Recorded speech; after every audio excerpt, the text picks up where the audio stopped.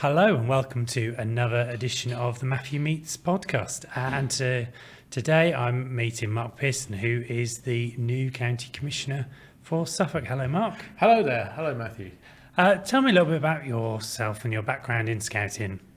Oh, wow. Well, that goes back a long way. So I was originally a Cub Scout, joining in the 1970s, and I've never left since then. So it's been many years since I joined, and I've gone up through Cub Scouts, Venture Scouts, then went on to my first leadership role, which was Assistant Venture Scout Leader for a group down in Essex, which is where I'm originally from, and then became ADC Fellowship, running and a number of fellowships down in Crouch Valley, and eventually moved up to Suffolk after successfully running a couple of groups down in Rayleigh in Essex, and moved up to First Clayton in Suffolk.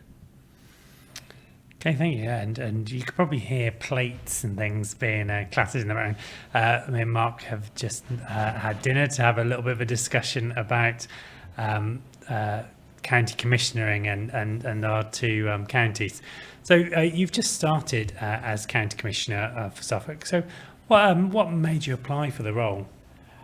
I was reading last year through the new strategy, which has been launched, obviously, for Skills for Life, and that I thought was a really good strategy, building on the previous 5-year strategy, and didn't think much more about it until I saw application for the county commissioner role middle of this year, and I seized the opportunity to take that on. So I think, looking at Skills for Life and the ambitions for scouting over the next 5 years, that's a really exciting time to be able to lead that and make a difference with scouting in Suffolk, and also to be able to not only bring that strategy to life, but to continue to change the lives of children across the whole of Suffolk, which is something I've always wanted and liked to do, in terms of watching how children come on so much over time. So that was the other reason. Great. So your predecessor Jane and myself, we worked quite closely as two counties that are fairly similar. So tell my listeners a little bit more about Suffolk Scouts. Suffolk Scouts is made up of 8 districts. It's very much a mix of urban around Bury St Edmunds and Felixstowe, and of course Ipswich. But also it's a large and very much similar to Norfolk on this basis, a very big rural area as well, which has got its own challenges, I think, in terms of what we're seeing as more people move to the cities, and that makes it a little bit harder for us to maybe run some of those rural communities. But they're still there and they're still thriving. So it's a matter of keeping those things going. Other things which are coming up, we've got the Suffolk Moot happening a couple of years' time, so we're preparing for that as well, which will obviously be a big and chunky project for us all, just like Norjam in Norfolk, and we'll be moving Moot to being a more internationally based jamboree compared to where it has been in the past. So that's another thing. So yeah, it's a big varied county, lots of activities in there. Very proud in terms of our water activities and mountaineering teams as well, which are pretty well recognised across the region as well as being some of the best. So inheriting a very good team of people. And so what are your plans for the next few months? Well, I've been in place for about a month now, and it is very much getting out there, meeting people, seeing a lot of the people, district commissioners, ACCs, members of the county executive, and also getting out to some of the events and just really getting a feel for what's happening in Suffolk at the moment, and where those changes that will need to come in, and looking at how the Skills for Life programme is best to fit within Suffolk. So that's the plans for the next few months, with a strategy coming out then towards the end of the year, working with the team across the county. And one thing that Norfolk has in common pretty greatly, and obviously with Suffolk, is that we both work in vastly rural communities. We have some pockets of urban scouting. What do you think are the challenges for scouting in a rural community?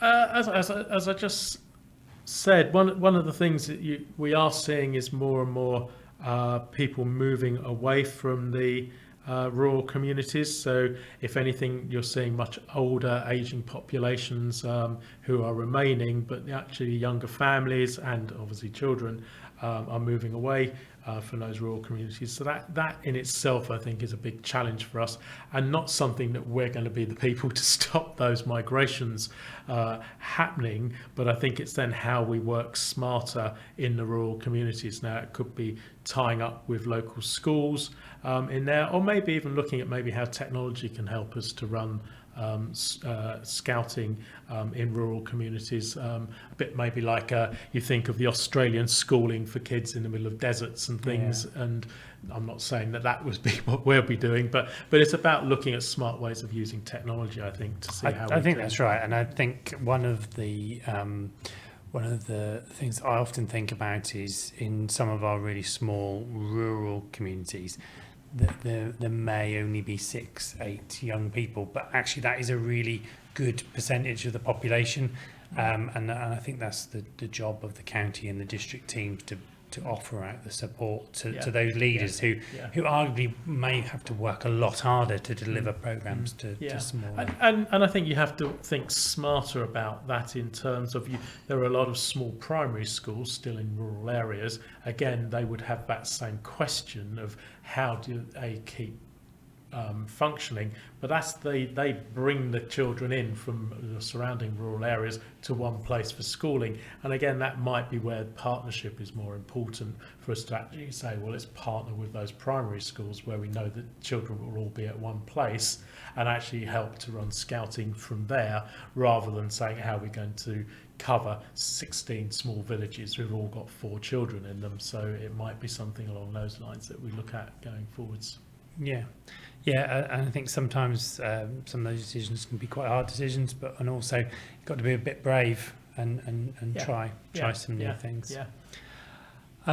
So hopefully you met me twice, and you think that we might be able to work together again. I sincerely hope so. We're all part of the bigger brotherhood of scouting. So part of that world movement. And I think you look at the World Jamboree. If that can bring together 46,000 people from around the world to one location, and that's obviously just happened, I think that maybe people in Norfolk and Suffolk could learn to work together as well, because that's what Baden-Powell set up for us to be able to do. Indeed, and we have just seen a joint contingent return from World Scout Jamboree. And I think you saw those guys coming back as to how emotional all of that was. For they were certainly in tears. Hopefully that was because of the great memories they had, not that they were just really pleased to get off the bus. I think they were. I think from what I saw, I'll be surprised if it was anything else other than joy and sadness that it had come to an end.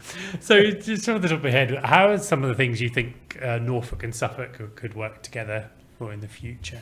I think in the future there are a number of things where maybe we pilot different initiatives. You try something or we try something, and then we share that. So I think it's important to share what we've done to see if we can replicate that. I think a good example of where something has just been a joint thing has been the Yoxford project, and I think that if there's something like that again, maybe that it's about sharing those sorts of things, and I think also best practice in terms of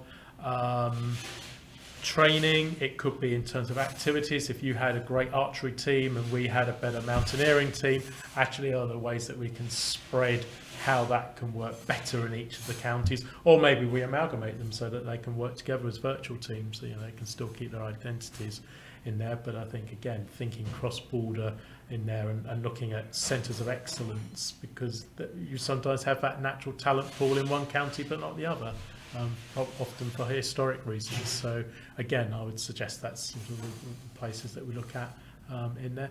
And jointly, I would suggest look at how we promote ourselves better in the overall arching communities of East Anglia. You know, constantly, as you'll be up in Norwich, so there's no reason why you can't be hanging outside Anglia TV and BBC Look East stores, harassing them, saying that scouting in Suffolk and Norfolk wants to talk to you, and you know, we're banging down those doors to get them to publicise more about what we do.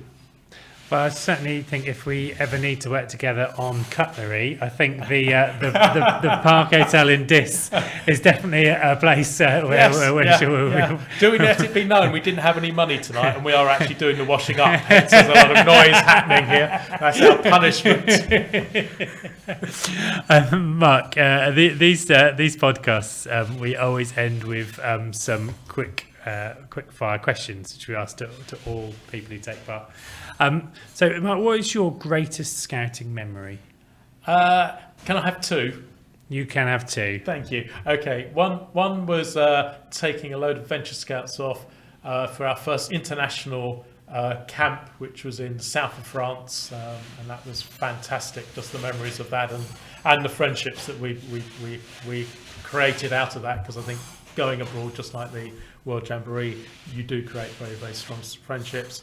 And the other one was turning around a scout group which didn't have a scout section, had 20 beavers and cubs left, no executive, nothing else in there, and by the time I left it, it had 3 sections, a full executive committee and over 80 children in it, and it was also financially viable again. So that was probably the other thing, just for that achievement, and that's what I hope to replicate. Both very, very rewarding there. And your favourite campfire song? Kumbaya. So at the end or in the middle? At the end. At the end. Yeah, always, yeah. And the best bit about being an adult volunteer? Seeing the young people grow up, and often too quickly for my liking, but suddenly from being, I don't know, naughty little kids into really great young people who are going to change the future of this country, and that's what I like seeing. Do you think they ever lose the naughty little kid bit? I think it's always. No, it's in all of us. I think it's in all of us. We never lose our child, and I think for all of us, we never lose our child inside us. I think that's important. Okay, and then the last question is, if you could ask Bear one thing, what would it be? The one thing I'd ask him is, do you ever compromise? Ever. Okay. And what do you think? What do you think the answer would be? No. Okay, Mark. Well, thank you. Thank you so much. Thank you so much for meeting tonight. It's been great. It's been really good. Thank you for volunteering with Scouting and for coming forward to join the team of county commissioners and like district commissioners come together and group scout leaders come, the county commissioners work closely together. So I know we'll see quite a bit of each other in the future. I'd also like to thank the lady who said you could come and sit in here because it'll be nice and quiet. And it has been. It has. Other than the cutlery. Proceeded to tip buckets of cutlery. Adds a little bit of ambience to it, you see. Absolutely. Well, thank you, Mark. Thank you. And I look forward to working with you. Thank you.